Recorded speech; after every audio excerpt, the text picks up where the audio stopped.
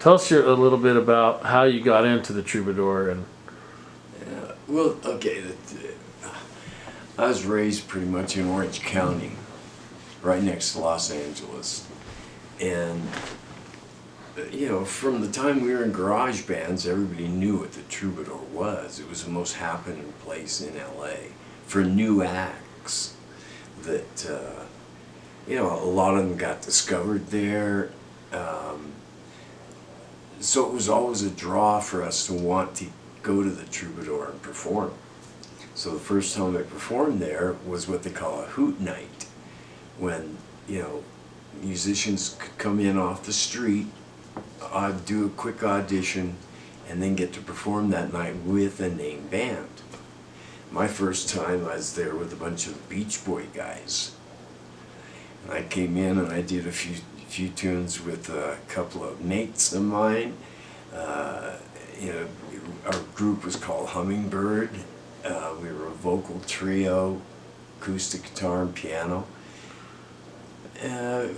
We did okay, we were all right for being a bunch of young guys. But my first experience there was one of, this is what I want to do. Because I was around all these artistic people. You look out into the place is small. They had little round tables with about 4 chairs scattered on the main floor, and then they had a balcony.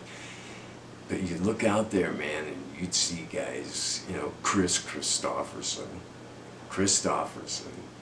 John Lennon. The one time, I finally got a gig doing my own stuff at the Troubadour. I actually got a slot. And so I started performing on Monday evenings. I had a 45-minute set. I looked out at the table. I saw John Lennon sitting there with, I think it was Christopherson, and he was going through his divorce with Yoko Ono. And the guy was he was very depressed, obviously, and the guy was drinking a lot. And I did my set, ran into him in the bathroom. And I went to the bathroom. He's washing his hands like a proper British gentleman he was. And I didn't want to, say, oh, Mr. Lennon, one of the Beatles. Instead, I was standing there. John Lennon is cleaning his hands off, and I just spoke to him gently and said, Mr. Lennon. And he looked over and I said, did you listen to any of my set? Did you hear any of my songs? He goes, yes. I go, well, how'd you like them? He goes, I'll let you know when you write one. And that stuck in my head. I mean, it went through my heart, actually. But as a kid, I was 19 years old when I first played in the Troubadour. And So Wayne, were there performers that you followed at the Troubadour? yeah, there was a lot of acts that I, actually even got to play keyboards with sometimes. But then there was other acts like comedians. One of the breakout comedians that was coming out at the Comedy Store, which was just down the street, I'd follow Howie Mandel. He was brilliant. It was before he had his TV series. It was before any movies or anything like that. The guy was trying to break out just like the rest of us. We were trying to get that big break or have the right person listen to us. So I'd go over to the Comedy Store and listen to Howie Mandel, watch him. And the guy was incredible. And then he would come over and listen to my sets.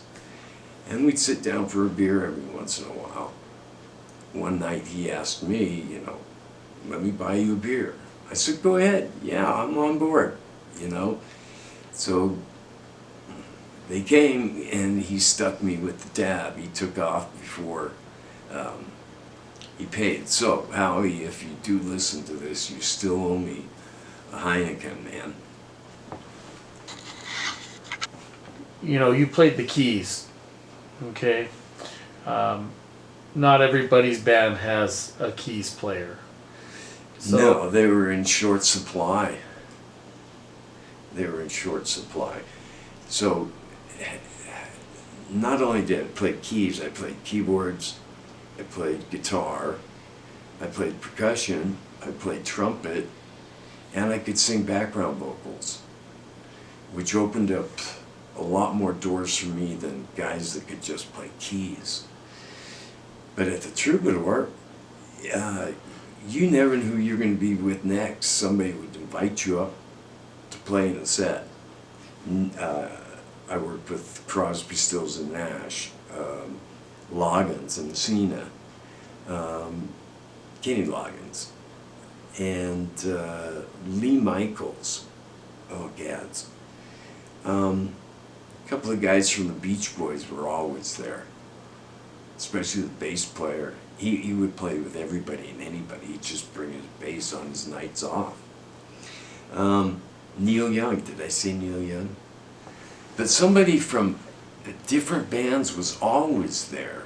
Guys from Jefferson Starship, guys from all these different San Francisco bands, Steely Dan, Doobie Brothers. There was always somebody coming in, and voila, there would always be a guitar there, or there'd always be their instrument there.